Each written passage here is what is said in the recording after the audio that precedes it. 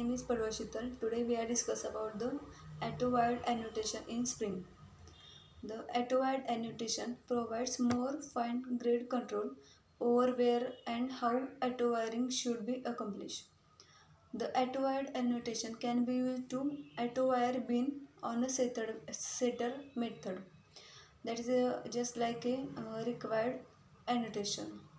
Then we can do second one is a constructor, and third one is property or methods with the arbitrary names or and multiple arguments. First we discuss about the auto-wired on setter method.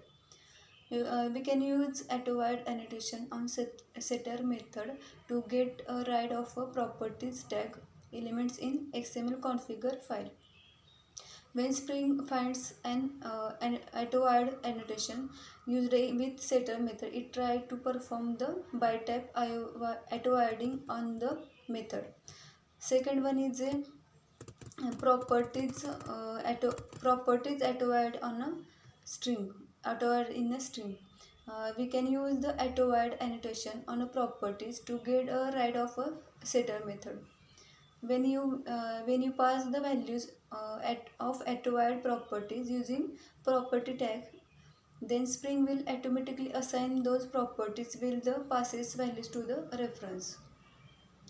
Then third one is a auto-wired on a constructor. In that we can use the text, we can use the auto-wired in the constructor as well.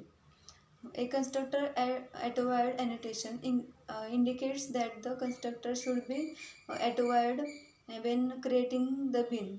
Even if we can no constructor argument tag elements are used with while configure the bin in XML file.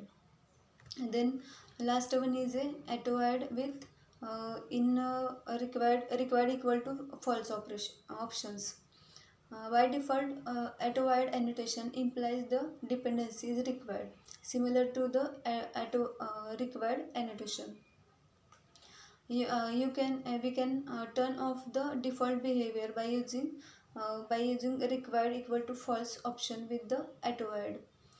For example, we can create a class, that is we can pass the age and name as variables, and we can pass the setter method and getter method.